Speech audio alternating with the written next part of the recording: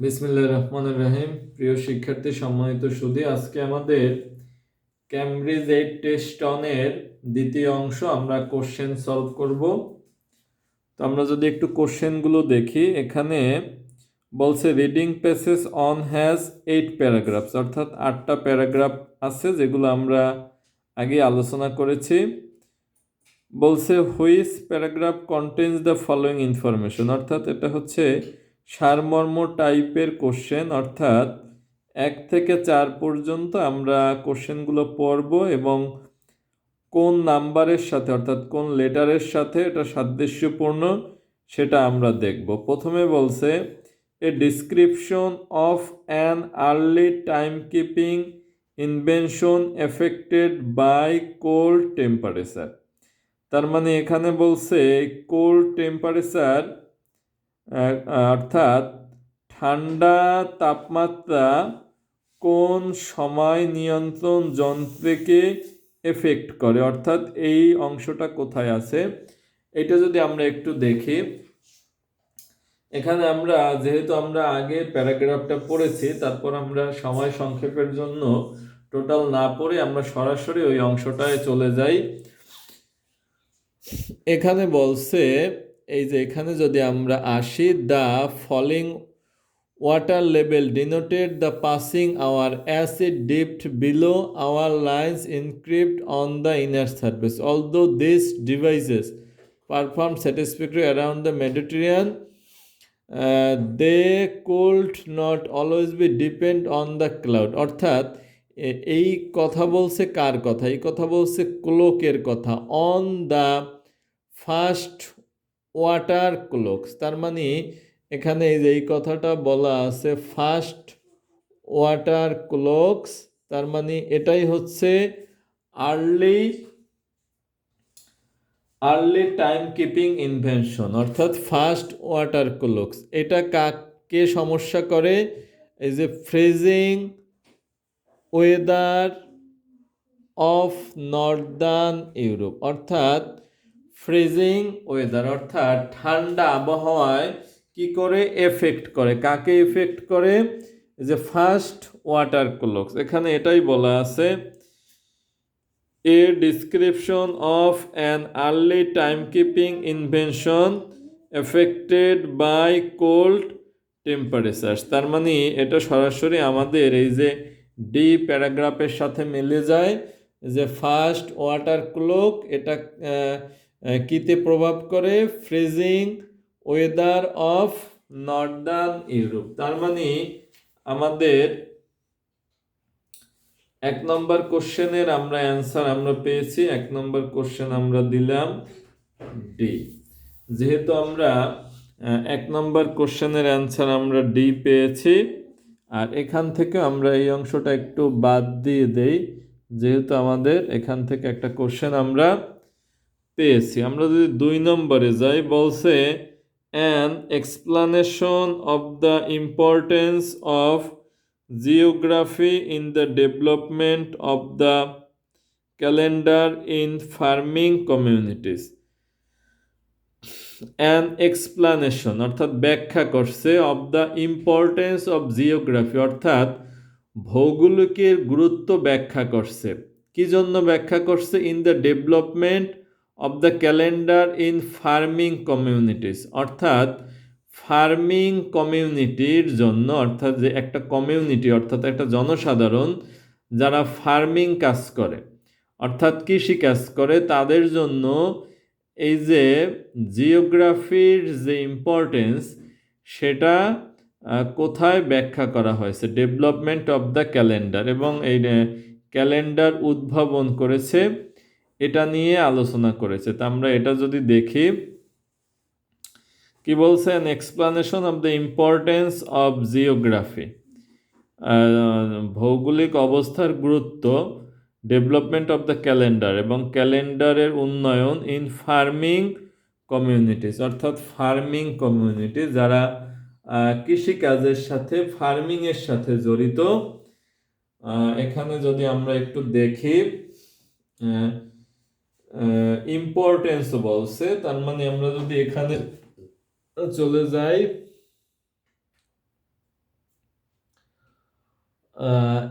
in more northern climes, however, where seasonal agriculture were practiced, the solar year became more crucial. The expand northern activities start for the most part around the আচ্ছা ক্যালেন্ডারের কথা বলছে before the invention of the artificial light the moon had great social impact and for those living near the equator particular waxing more conspicuous than the passing of the seasons. The calendars that were developed at the lower latitude are influenced more by lunar cycle by the solar year in the northern climes, however, where seasonal agricultural were practiced. এই একটা কথা বলছে। আর এখানে যদি আমরা দেখি, এখানে বলছে কি according to the Roman measure the time introducing calendars. আচ্ছা, ইন্ট্রোডিউসিং ক্যালেন্ডার প্রচলন করছে কি জন্য? টু কোঅর্ডিনেট কমিউনিয়াল অ্যাক্টিভিটিস, অর্থাৎ সামাজিক কার্যক্রম পরিচালনার জন্য। To plan the shipment of goods and in particular to regulate planting and harvesting, অর্থাৎ চারা রোপণ এবং ফসল কাটার জন্য, চারা রোপণ করা এবং ফসল কাটার জন্য ক্যালেন্ডারের প্রচলন করছে। আর এখানে বলছে an explanation of the importance of geography, অর্থাৎ ব্যাখ্যা করছে ভৌগোলিক গুরুত্বের জন্য, ভৌগোলিক অবস্থার গুরুত্বের জন্য development of the calendar in farming communities, অর্থাৎ যে কমিউনিটিটা কৃষি ফার্মিংয়ের সাথে জড়িত তাদের সুবিধার জন্য ক্যালেন্ডার প্রচলন করা হয়েছে। তার মানে একটা কমিউনিটির কথা বলছে যাদের এগ্রিকালচারের জন্য ফার্মিং কাজ গুরুত্বপূর্ণ। তার মানে এখানে আমার এই যে ফার্মিং কমিউনিটিটা হচ্ছে আমার কিওয়ার্ড, যদি আমরা ধরি ফার্মিং কমিউনিটিস, ফার্মিংও যা এগ্রিকালচারও তা, অর্থাৎ যে কমিউনিটিটা কৃষিকাজ করে আর ফার্মিং অর্থাৎ ফার্ম, এগ্রিকালচার আর ফার্ম একই কথা, তার মানে ফার্ম এবং এগ্রিকালচার এটা হচ্ছে সিনোনিম। তার মানে এখানে এই যে কমিউনিটিটার কথা বলা আছে তারা কি করে, সিজনাল এগ্রিকালচার প্র্যাকটিস করে, তাদের জন্য the solar year become more crucial, তাদের জন্য খুবই গুরুত্বপূর্ণ। কি গুরুত্বপূর্ণ? ক্যালেন্ডার। তার মানে আর এখানেও এই প্যাসেজেও ক্যালেন্ডারের কথা বলা আছে, কিন্তু এখানে সরাসরি ফার্মিং এর কথা বলা না, এখানে অনেকগুলো কথা বলা আছে।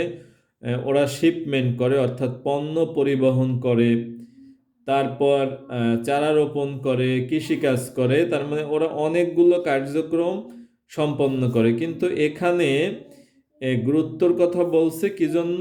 এই যে ইনফ্লুয়েন্স, প্রভাবিত করে সাইকেল সোলার ইয়ার হোয়ার সিজনাল এগ্রিকালচারাল প্র্যাকটিস, তার মানে এখানেই শুধুমাত্র কৃষিকাজের কথার গুরুত্বের জন্য একটা কমিউনিটির কথা বলছে। তার মানে এইটাই হচ্ছে ফার্মিং কমিউনিটিস, তার মানে এটা হচ্ছে আমাদের বি। তার মানে 2 নম্বর আমরা দিলাম বি। 3 নম্বর আমাদের কি বলছে? 3 নম্বর বলছে a description of the origins of the pendulum clock, অর্থাৎ পেন্ডুলাম ক্লকের অরিজিন সম্পর্কে আলোচনা করছে কোন প্যাসেজে, সেখানে আমরা চলে যাব। তার মানে আমাদের এখানে কিওয়ার্ড হচ্ছে পেন্ডুলাম ক্লক। এই যে এখানেই বলা আছে, এই প্যাসেজটা আমরা পড়েছি, এই যে pendulum clock has been divest, মানে উদ্ভাবিত হয়েছে। বাই দ্য 16th century এ pendulum clock has been divest. Divest মানে হচ্ছে উদ্ভাবন, অর্থাৎ উদ্ভাবিত হওয়া, ইনভেনশন হওয়া। তার মানে পেন্ডুলাম ক্লক উদ্ভাবন হয়েছে, এটা বলা আছে কোথায়? এফ এ বলা আছে। তার মানে আমরা এই 3 নম্বর কোশ্চেন আমরা সরাসরি পেয়েছি, তার মানে এটা আমরা অ্যান্সার যদি দিই, তার অ্যান্সার আমরা দিলাম এফ। এরপর আমরা 4 নম্বর যদি যাই, 4 নম্বর বলছে details of the simultaneous effort of different societies to calculate time using uniform hours, অর্থাৎ details of the simultaneous efforts of different societies, অর্থাৎ বিভিন্ন সমাজের মাঝে যে ডিটেলস, যে ব্যাখ্যা, কির ব্যাখ্যা, calculate time using uniform hours, অর্থাৎ একই সময় পরিমাপকের যে গুরুত্ব বিভিন্ন সমাজের অর্থাৎ বিভিন্ন গোষ্ঠীর লোকের উপর, সে সম্পর্কে আলোচনা করছে ডিফারেন্ট সোসাইটিস। তার মানে আমরা যদি আর যেহেতু আমাদের এখানে আমাদের এই প্যাসেজ আমরা এটাও পেয়েছি, এটাও আমরা যদি একটু কেটে দিই, তার মানে আমরা ভাববো এখান থেকে কোশ্চেন আসার সম্ভাবনা আর কম। আর আমরা বি নম্বরও আমরা পেয়েছি, এটার কোশ্চেনও আমরা পেয়েছি, এটা কেটে দিলাম। তার মানে ডিফারেন্ট সোসাইটিস যদি আমরা দেখি, এখানে the schemes that divided the day into the 24 equal parts varied according to the state of the count. Italian hours began at sunset, Babylonian hours at sunrise, astronomical hours at midday, some large public hours in German at midnight. Eventually, these were superseded by a small clock. এখানে French hours, তার মানে এখানে যে বিভিন্ন society, অর্থাৎ এখানে ফ্রেঞ্চের কথা বলা আছে, ইটালিয়ানের কথা বলা আছে, জার্মানের কথা বলা আছে, তার মানে বিভিন্ন সম্প্রদায় অর্থাৎ বিভিন্ন সমাজের লোকদের কালচারের কথা বলা আছে। তার এটাই এখানে এটাই বলছে যে details of the simultaneous efforts of different societies to calculate time using uniform hours, অর্থাৎ একই ধরনের সময় যদি হইতো তাহলে এর সুবিধা কি পাওয়া যেত সে সম্পর্কে এখানে বলা আছে বিভিন্ন সমাজের অর্থাৎ বিভিন্ন সোসাইটির। তার মানে এটাকে আমরা দিয়ে দিলাম ই। 4 নম্বর কোশ্চেন আমরা দিলাম ই।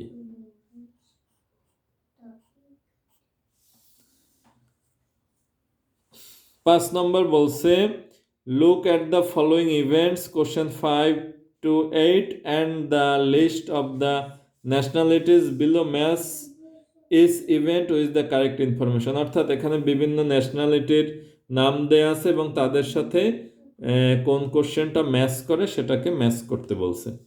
এখানে আছে প্রথমেই আছে বেবিলিয়ানস, ইজিপ্টিয়ানস, গ্রিকস, ইংলিশ, জার্মান, ফ্রেঞ্চ, এদের নাম দেয়া আছে। আমরা এই কোশ্চেনটা যদি আমরা একটু অ্যান্সার করি তাহলে আমরা একটু কোশ্চেনগুলো পড়ি। পরে বলছে they divided a civil calendar in which the months were equal in length, অর্থাৎ ডিভিস্ট মানে উদ্ভাবন করছে একটা সিভিল ক্যালেন্ডার যেখানে মাসগুলা ইকুয়াল দৈর্ঘ্যের। 6 নম্বর বলছে যে divided the day into 2 equal Havells, তারা দিনকে সমান 2 ভাগে ভাগ করেছে। 7 নম্বর বলছে they developed a new cabinet shape of a type of timekeeper, new cabinet shape of a time keeper, অর্থাৎ একটা নূতন সময় গণনা যন্ত্র তৈরি করেছে যেটার আকৃতি ছিল কেমন, ক্যাবিনেট শেপ। 8 নম্বর বলছে they created a calendar to organise public events and work schedules, তারা এমন একটা ক্যালেন্ডার উদ্ভাবন করেছে যেটা পাবলিক ইভেন্টস মানে বিভিন্ন লোকদের অনুষ্ঠানাদি এবং ওয়ার্ক শিডিউল নিয়ন্ত্রণ করে। আমরা কোশ্চেনগুলো আমরা পড়েছি, আমরা এখান থেকে সম্প্রদায়গুলো একটু পড়ব। আমাদের প্রথম আছে বেবিলিয়নরা কি বলছে, তারপর আছে ইজিপ্টিয়ানস, গ্রিক্স, ইংলিশ, জার্মান, ফ্রেঞ্চ। এখানে বেবিলিয়নের কথা আমাদের প্রথমেই আছে। বলছে according to the archaeological evidence at least 5,000 years ago, long before the advent of the Roman, the Babylonian began to measure time. বেবিলিয়ানরা সময় পরিমাপ শুরু করেছে, ইন্ট্রোডিউসিং ক্যালেন্ডারের প্রচলন শুরু করছে, টু কোঅর্ডিনেট অর্থাৎ সমন্বয় সাধনের জন্য। কি সমন্বয় সাধনের জন্য? কমিউনিয়াল অ্যাক্টিভিটিস অর্থাৎ সামাজিক কার্যক্রম, কমিউনিয়াল অ্যাক্টিভিটিস। আর এখানে সরাসরি আছে public events. They created a calendar to organise public events and work schedule. এখানে ওয়ার্ক শিডিউলের কথা বলা আছে। আর এখানে ওই যে কমিউনিয়াল অ্যাক্টিভিটিস অর্থাৎ পাবলিক ইভেন্টস আর ওয়ার্ক শিডিউল মানে কি, যে এইটাই বলছে to plan the shipment of goods অর্থাৎ পণ্য পরিবহন, গাছপালা রোপণ অ্যান্ড হারভেস্টিং। তার মানে এটা কি ওয়ার্ক শিডিউলও আছে, পাবলিক ইভেন্টও আছে। তার মানে আমাদের এই বেবিলিয়নের অ্যান্সার আমরা পেয়েছি এ হবে কি 8, public events and work schedule. তার মানে 8-এর অ্যান্সার আমরা দিয়ে দিলাম এ। যেহেতু আমাদের এই 8-এর অ্যান্সার এই প্যারাগ্রাফে আমরা পেয়েছি, তার মানে এখান থেকে এটা আমরা কেটে দিলাম। আমাদের পরে আছে কি ইজিপ্টিয়ানসরা কি করেছে সেটা যদি আমরা একটু দেখি। ইজিপ্টিয়ানস কোথায় আছে? যেহেতু এটাও চলে গেছে, এটাও চলে গেছে, আমরা আশা করছি এখানে আমরা ইজিপ্টিয়ানস পাবো। তাহলে আমরা ইজিপ্টিয়ানসের প্যারাগ্রাফটা যদি আমরা একটু পড়ি, তাহলে আমরা দেখি ওখানে কি বলা আছে। এখানে বলছে centuries before the Roman Empire the Egyptians has formulated a municipal calendar. ইজিপ্টিয়ানরা কি করেছে? একটা মিউনিসিপ্যাল মানে হচ্ছে শহর, শহরের ক্যালেন্ডার প্রচলন করছে। হ্যাভিং 12 মান্থস অফ 30 days অর্থাৎ যাতে 12টা মাস ছিল এবং প্রত্যেকটা মাসের দিন ছিল 30 দিন। তার মানে 12টা মাস ছিল কিন্তু তার ডিউরেশন ছিল সবারই 30 দিন, তার মানে ইকুয়াল লেন্থ। তার মানে they developed a civil calendar. এই civil calendar refer municipal calendar civil calendar synonym in which the months are equal in length অর্থাৎ এই মান্থের হচ্ছে কত 30 days, তার মানে ইকুয়াল ইন লেন্থ। তার মানে আমরা 5-এর আমরা অ্যান্সার পেয়ে গেছি বি। 5-এর অ্যান্সার আমরা দিয়ে দিলাম বি, এবং যেহেতু এটা আমরা পেয়েছি এটাও আমরা এখান থেকে কেটে দিলাম। এর পরবর্তী আছে কি গ্রিক্স, তারপর আছে ইংলিশ, জার্মান, ফ্রেঞ্চ। আমরা গ্রিক্স যদি একটু দেখি তাহলে আমাদের গ্রিক কোথায় আছে সেটা যদি আমরা এখানে গ্রিক আছে কিন্তু গ্রিকের সম্পর্কে কোনো তথ্য নাই। তার মানে আমাদের এই গ্রিকটা আমরা ওমিট করব অর্থাৎ গ্রিক বাদ দেব। গ্রিকের পর আমার ছিল গ্রিকের পর আমার আছে কি ইংলিশ। আমরা ইংলিশ নেশন যেটা তাদের একটু দেখব। ইংলিশ আছে, পরবর্তীতে আছে জার্মান, ফ্রেঞ্চ। আমরা একত্রে ইংলিশ, জার্মান, ফ্রেঞ্চ 3টা জাতিকেই দেখব এবং আমাদের কোশ্চেন বাকি আছে 2টা। কোশ্চেন 2টা যদি আমরা একটু দেখি, এখানে একটা আছে they divided the day into 2 equal halves অর্থাৎ তারা একটা দিনকে সমান 2 ভাগে ভাগ করেছে। আর পরবর্তীতে বলছে they develop a new cabinet shape for a time keeper, তারা একটা নতুন ক্যাবিনেট শেপের টাইম কিপার তৈরি করেছে। তার মানে আমরা এই যে they divided the day into 2 equal halves এই অংশটা আমরা পেয়েছি। যে কথাটা বলছিল ফ্রেঞ্চরা, এই যে or French French hours, French আওয়ার্সে হুইচ স্প্লিট, স্প্লিট মানে বিভক্ত করা, the day into two 12 hours period, মানে একটা দিনকে ওরা 2টা 12 ঘন্টা আকারে ভাগ করছে। তার মানে এটাই হচ্ছে they divided the day into two, এখানে 12 আওয়ার্স পিরিয়ড মানে হচ্ছে ইকুয়াল হ্যাভেলস, অর্থাৎ সমান 2টা ভাগে ভাগ করছে। কারা ভাগ করছে? ফ্রেঞ্চরা ভাগ করছে। তার মানে ওখান থেকে আমরা এই কোশ্চেনটার অ্যান্সার আমরা পেয়ে গিয়েছি।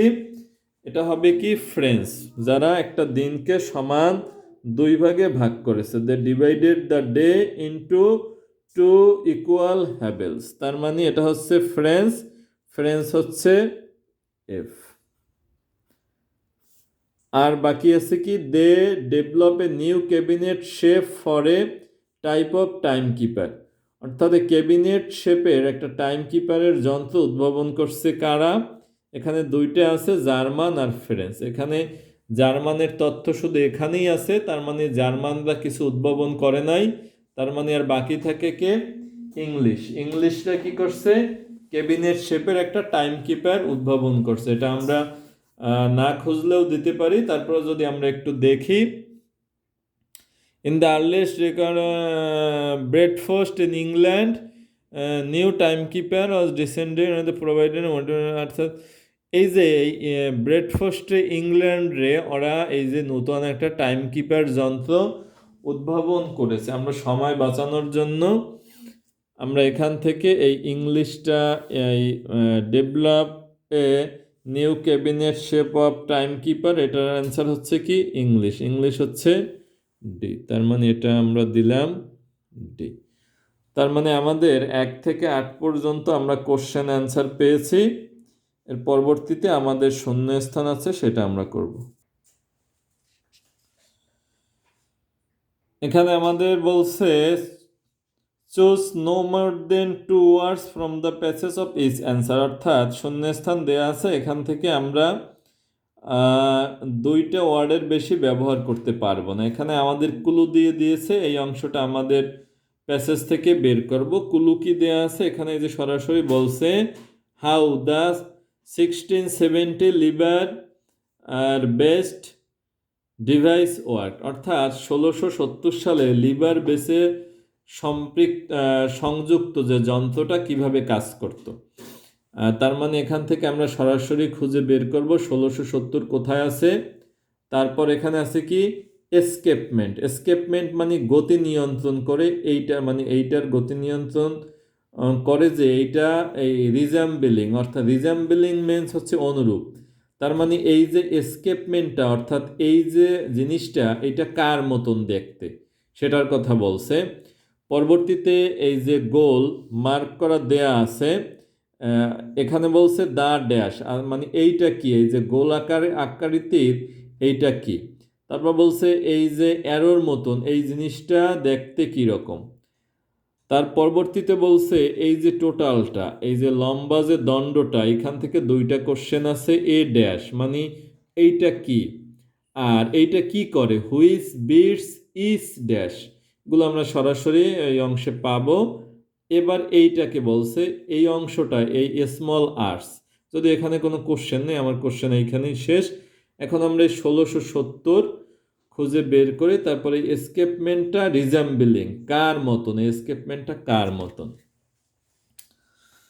তার মানে এখানে সরাসরি আমরা এই যে টু অ্যাড্রেস দিস, এগুলো আমরা পেয়েছি। তার মানে যেগুলো আমরা পাইনি, তার মানে আমাদের এখান থেকে যে প্যাসেজটা আমরা পাইনি, তার মানে আমাদের অ্যান্সার ওইখানেই থাকবে। কারণ আমাদের এখান থেকে আইএলসে ওদের কাজ হচ্ছে আমার প্রত্যেকটা প্যাসেজ আমাকে দিয়ে ও যেভাবেই হোক পড়িয়ে নেবে।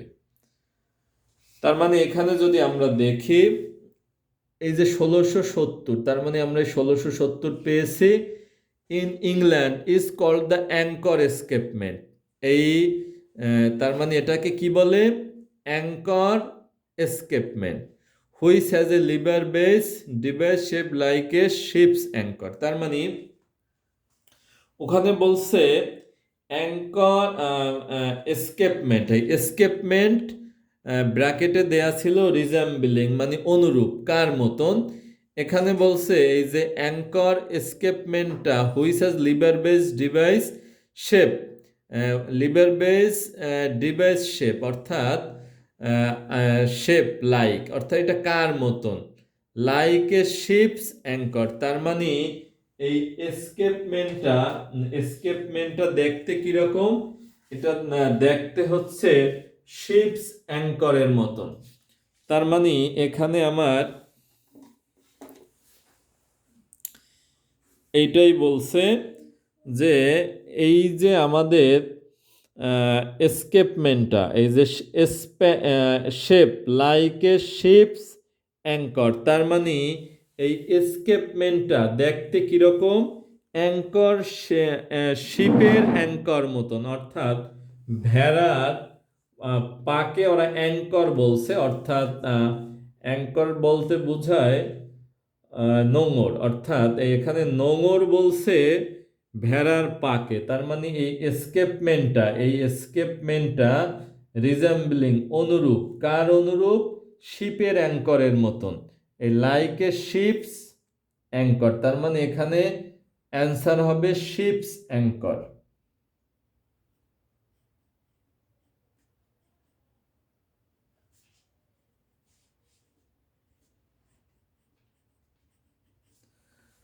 শিপস অ্যাঙ্কর পেয়েছি। এর পরবর্তীতে এটাকে বলছে দা ড্যাশ, তার মানে আমরা দা খুঁজবো এবং এর আশেপাশ থেকে আমরা অ্যান্সার পাবো। Ships anchor. The motion of pendulum rocks this device so that it catches and then releases its tooth of the scuff wheel. The motion of a pendulum rocks. Motion of a pendulum rocks the device so that it catches and then releases its tooth of the escape wheel. তার মানে এই যে গোল, এই যে bracket দেয়া আছে, এই কাকে ইন্ডিকেট করেছে, গোলটাকে ইন্ডিকেট করেছে। তার মানে গোলটা কি হতে পারে, এটা চাকার মতনই দেখা যায়। আর এখানে এই যে সরাসরি এটাই আছে of the escape wheel, wheel মানে হচ্ছে চাকা, অর্থাৎ এই জিনিসটা দেখতে কিরকম, চাকার মতন, দ্য এসকেপ হুইল। আর এখানে যেহেতু আমার সুযোগ আছে, দুইটা ওয়ার্ড আমরা ব্যবহার করতে পারবো, তার মানে এখানে আমরা দিয়ে দেব escape wheel. 10 number.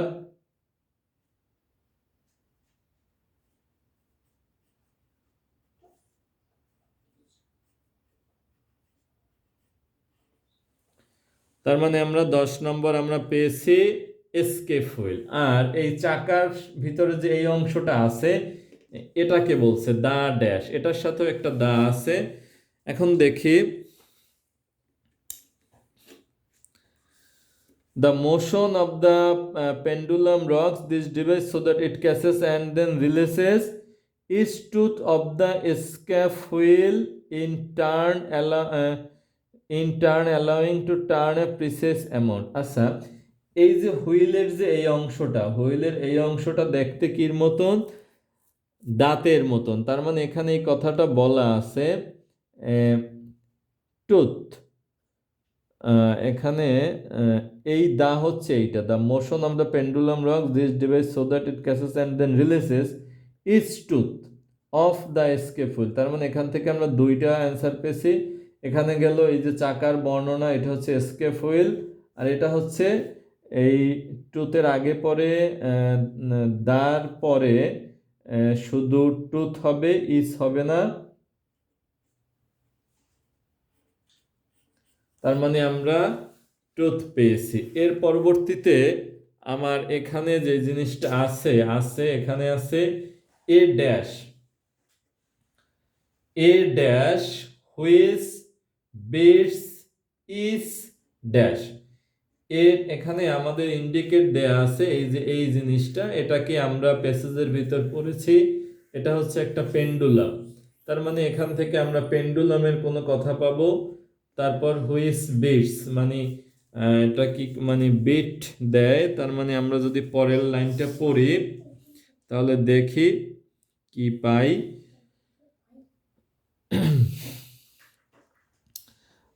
Unlike the original form used in early pendulum clocks, অর্থাৎ এই যে পেন্ডুলাম অরিজিনাল ফর্মের পেন্ডুলাম ক্লকে কি ব্যবহার করছে, pendulum clocks, the anchor escapement permitted pendulum to travel in a very small arc, এই স্মল আর্টস আমরা পেয়েছি। পরে বলছে moreover the invention allowed the use of a long pendulum, তার মানে এই যে এই টোটালটা এটা আমরা পেয়েছি লং পেন্ডুলাম, এ ড্যাশ এ লং পেন্ডুলাম, এ ড্যাশ এ লং পেন্ডুলাম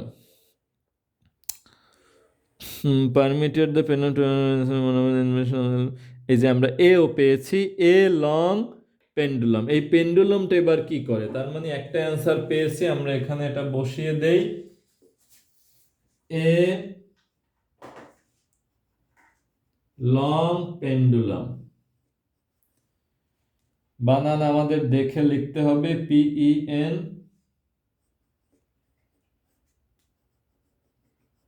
পেন্ডুলাম পেয়েছি। এই পেন্ডুলামটা কি করে, হুইচ বিটস ইজ ড্যাশ, তাহলে দেখি a long pendulum which could beat once a second, এটা বিট করে কি অনস এ সেকেন্ড, তার মানে ইজ সেকেন্ড, তার মানে 1 সেকেন্ড পর্যন্ত সে ধরতে পারে এই পেন্ডুলামটা। Which could beat once a second, which beats is second, is once a second, which could beats is second, once a, এখানে এ মানে ইজ প্রত্যেকটি, সেকেন্ড ইজ সেকেন্ড।